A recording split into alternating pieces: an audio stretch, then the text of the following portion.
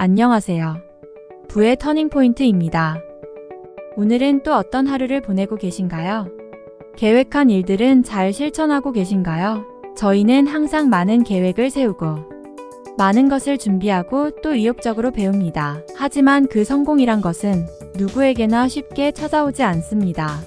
꾸준히 한 곳에 집중하고 노력하는 사람들에게 그 기회는 열려 있다는 사실을 우리 모두는 잘 알고 있습니다. 오늘도 여러분의 동기부여가 되어줄 부자 아빠 가난한 아빠의 저자인 로버트기요사키의 영상을 준비했습니다. 그는 어떤 마인드로 자산가가 되었으며 어떤 목표로 젊은 시절을 보냈는지 그의 뼈 때리는 조언을 살펴보겠습니다. Mistakes, I still hear it today from young people. Oh, I don't have to worry because I'm still young. Yeah, and that is death to most people because eventually you get old and then you're not young again. So it's a way of saying when I talk about assets and liabilities, one of the most important things you have in your life is time. It's one of your greatest assets or it's your liability. And being, I just turned 70 and I have friends who have nothing. I mean, they have zero. Now they've made a lot of money, but they have nothing here. In my world, because I see people, they chase shiny objects. And what a shiny object means is, when you're fishing, you throw a lure out, and this little shiny object goes, and the fish comes and they jump it. That's what most people do. Bitcoin today is a shiny object. I'm not saying you can't make a lot of money in it, but most people are chasing shiny objects. They want to make money. They're not building an asset here. The reason they don't do it here, this is the highest risk. Now, this is what I know. The higher the risk, the more education it takes. For example, 로버트기요사키는 요즘 사람들이 가장 실수하고 있는 한 가지를 시간이라고 말합니다. 그는 그 시간이 당신에게 가장 큰 자산이 되거나 부자가 될 수 있기 때문에 남들보다 더 높이 날아오르려면 끊임없이 배우는 마음가짐을 가져야 한다고 했습니다. 그가 말하는 금융교육의 6가지 핵심을 알려드립니다. Financial education and financial literacy really is, again, it starts with a financial statement. And I would say probably 95% of all college graduates don't know what a financial statement is. An accounting course, right? Yeah. I know you did parts of this.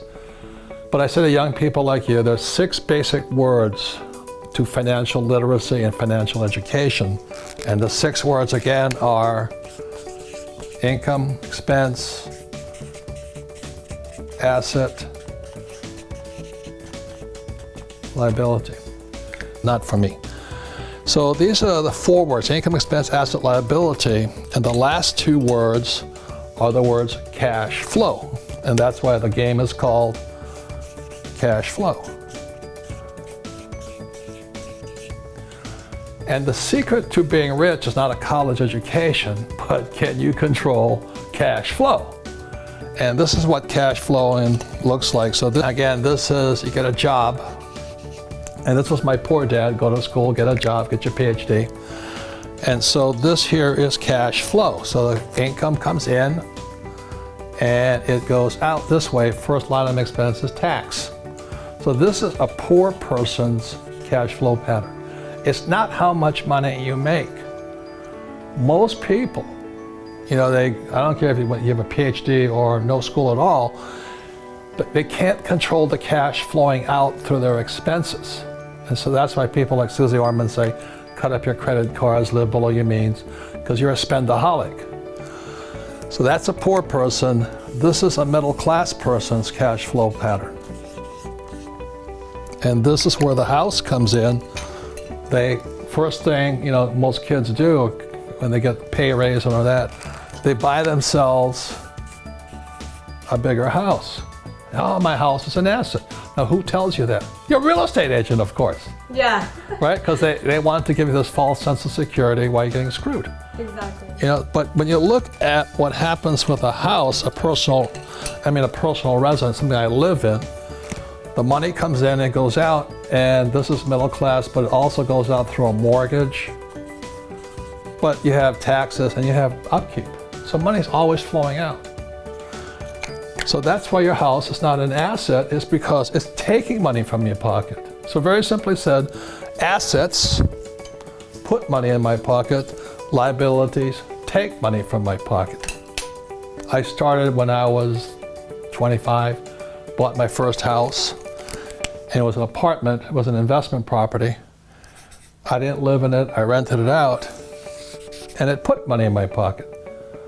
So very simple, the definition of asset and liability is not the house or this, it's cash flow. Where is the cash flowing? Financial intelligence is the ability to control cash flow. And that's what they don't teach you at school. They tell you to go to school, get a job. First thing is tax.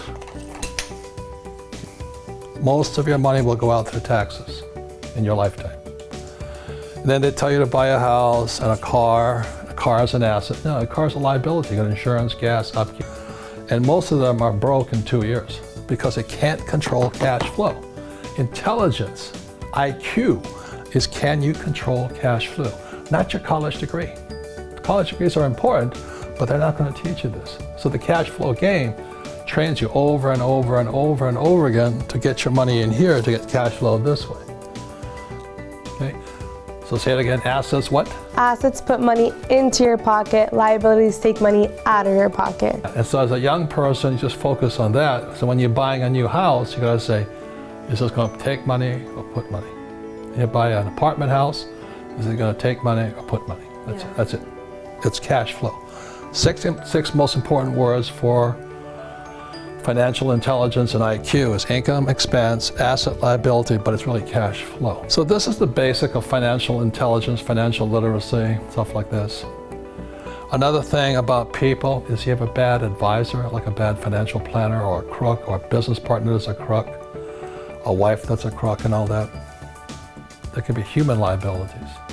누구나 부자를 꿈꾸고 성공하고 싶어 합니다.